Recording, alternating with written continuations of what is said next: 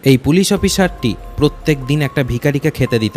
আর এই মহিলা পুলিশ অফিসারটি ভিখারিকে যখন খেতে দিল একদিন, তখন এই ভিখারিটি যে কথাটি বলে দিল ম্যাডামকে, তা শুনে ম্যাডামের মাথা ঘুরে গেল। এমনকি এমন একটা জিনিস ঘটিয়ে ফেললো তার সঙ্গে, যা দেখলে আপনিও চোখ বন্ধ করতে বাধ্য হবেন, নিজের চোখে দেখতেও পারবেন না সেই দৃশ্য। হঠাৎ করে প্রথম দিন একদিন বলে ম্যাডামকে যে, ম্যাডাম আমি আপনাকে বিয়ে করতে চাই, আমাকে বিয়ে করুন তাড়াতাড়ি। তবে এটা বলার পিছনে তার একটা কারণ ছিল। এই গভীর সত্যটি জানার পরে এই ম্যাডামটির মাথা ঘুরে যায়। আর এই সত্যটা আপনি জানলে আপনিও হতবাক হয়ে যাবেন।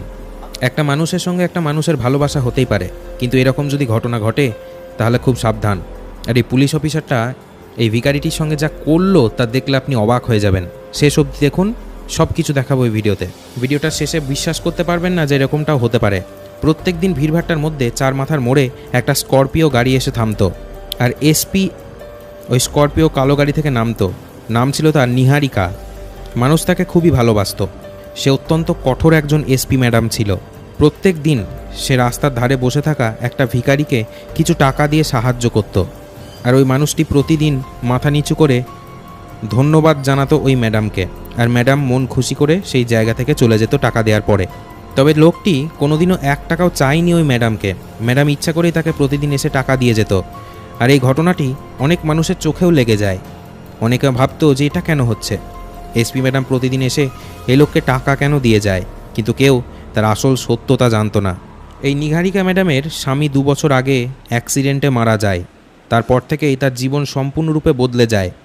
নিজে যেহেতু পুলিশ, তাই স্বামী মরে যাওয়ার পরেও তাকে চাকরি চালিয়ে যেতে হয়, মানুষের উপকার করে যেতে হয়। একদিন আকাশে ঝিরিঝিরি বৃষ্টি পড়ছিল। সেই বৃষ্টির দিনেই ভিখারি মানুষটি প্রথমবারের জন্য মুখ খুলল। হঠাৎ করে ম্যাডামকে বলল, ম্যাডাম আমাকে বিয়ে করে নেন না। ম্যাডাম হঠাৎ করে চমকে গেল। ম্যাডাম বলল, সেটা কি করে সম্ভব বলো?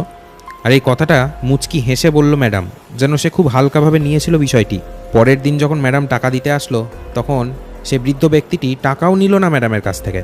তারপরের দিন ওই বৃদ্ধ ব্যক্তি বলল, ম্যাডাম আমি আপনার জন্য একটা কাজ করতে পারি, যদি আপনি আমাকে বলেন আমি তবে করব।